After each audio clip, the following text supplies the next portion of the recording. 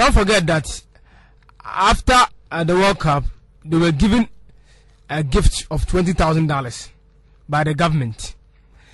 You know, in our constitution, we have this gift tax. I'm sure there's JC is here, so you can just throw more light on some of these issues. We have this gift tax, and so they have to pay tax on that. Taxes on gifts? Yes, you have gift tax. Wow. Yeah. Yeah. Yeah, so they have to pay tax. Is it for every Ghanaian? For every Ghanaian, yeah, wherever you are. I mean, our system is not that of the best. That's the more reason why we have not been paying taxes on some of these things. Okay. Yes.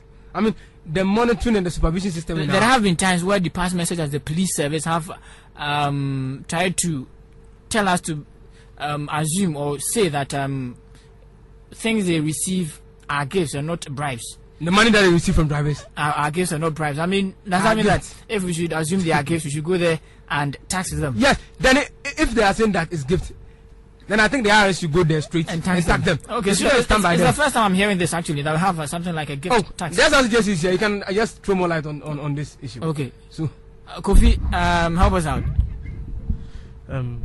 Thank you very much. Your full name, please. Emmanuel Kofi. Emmanuel Kofi, yeah. He's the Judicial Council Chairman of the Students Representative Council of the Kwame Nkrumah University of Science and Technology, SRC. So, Kofi, tell us about the gift tax. Okay, very well. There is a gift tax. There is a gift tax, but then the thing is that it's not with every gift that is taxed. It gives above certain threshold, which I don't know. But then, for instance, if I receive a gift, and it's not only in terms of monetary gifts, okay, even in terms of gifts in terms of properties.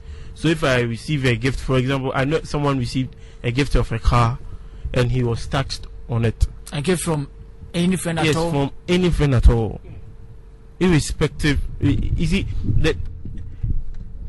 the basis, the purpose of imposing such a tax is to curb what is seen as the perceived corruption in the system. Yeah. Now, and they saying that why would someone give you, for example, a gift of 50 million cedis if you're a public official? Yeah.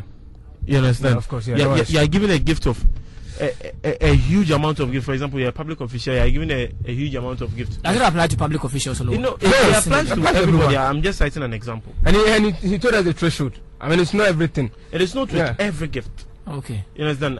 I received a gift of 10 Ghana cedis yesterday. Okay. I'm not sure it is because the amount is very, very small.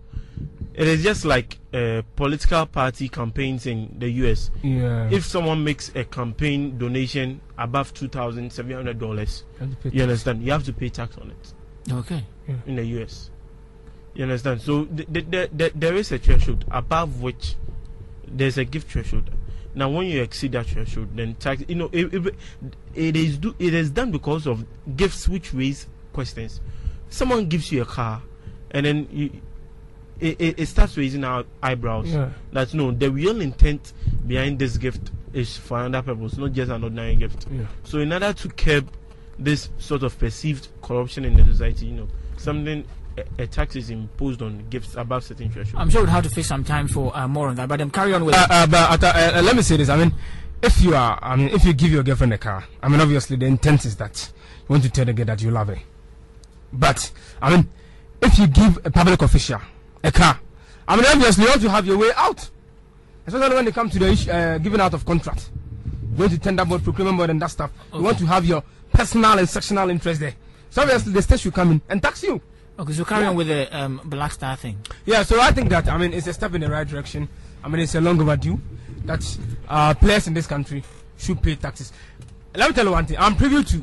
Is the IRS supposed to go to the ministry or to the players themselves? No. The ministry should have withheld the tax which the players should have paid. Which the players have been asked to pay.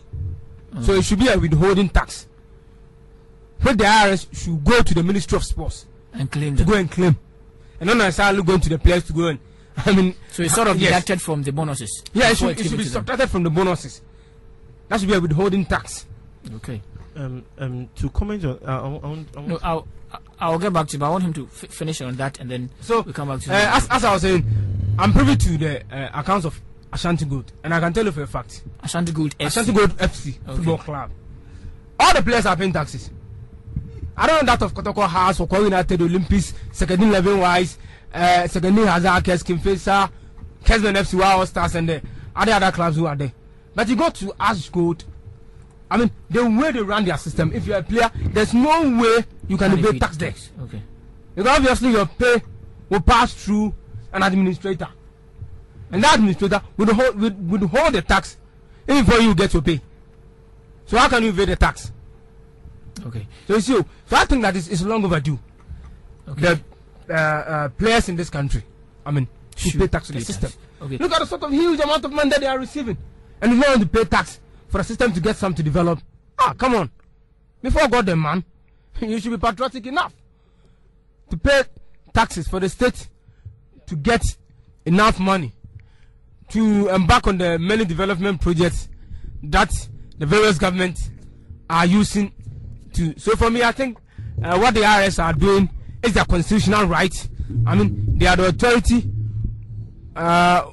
which have the power to tax everyone in this country. So what they are doing, I mean, it's not wrong. It's a correct approach, and we as society members should support them for them to be successful. Okay, you have something to say. Yeah, I have something to say on this issue. It is an undeniable fact that as a Ghanaian who works, you have to pay tax. And then it is also undeniable that when you work outside, even though you are Ghanaian, if you work outside Ghana, you understand, you don't pay the tax, the earnings you make outside, to your local tax collection agency. Now the problem, or the argument which has been coming out from some quarters, is that if you would repeat that, if you work outside the country, if I work outside the country as a Ghanaian, I'm paid outside the country. Yeah. I don't pay taxes to Ghana. Yes, to Ghana. No, I don't do that. You understand? Then Cristiano Ronaldo would have been paying taxes to Portugal. Yeah. No, but then he pays tax to the English government. Yeah. Okay. You understand? So the thing I'm saying is this: the World Cup was played in South Africa. The players played their matches in South Africa. You understand? It means they worked in South Africa. They worked in South But Africa. they were paid by Ghana. Yeah, they were paid by Ghana. Yeah. But then note, the point is this: if they received their pay in South Africa, now there are something we call the double taxation treaties.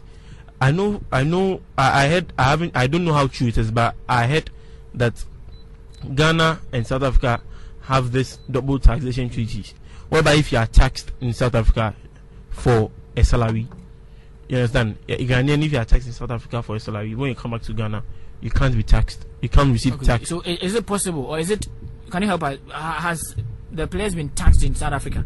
No, that's what Mr. Kosinantechi, the president of the GFA, was saying. Okay. That under the agreement, Ghana is having this sort of double taxation treaty, as JC was saying, with South Africa. So the players pay the taxes in South Africa. But I mean, under these circumstances, the monies which were used to pay for the bonuses of the players are coming from Ghanaian coffers. You see, that makes the difference. All right. Hold on from the letter. Yes, and in this double taxation thing, when the taxes are paid to the foreign country, it doesn't mean that the money, or the bulk of the money, goes to the country collecting the taxes. No, that's why it's a treaty. They have a mechanism for calculating how the host country paying the salary also gets a share. Okay. You understand? So me personally, in this case, I think the only money which the IRS can subject to tax is the $20,000 gift that they received when they came to the castle.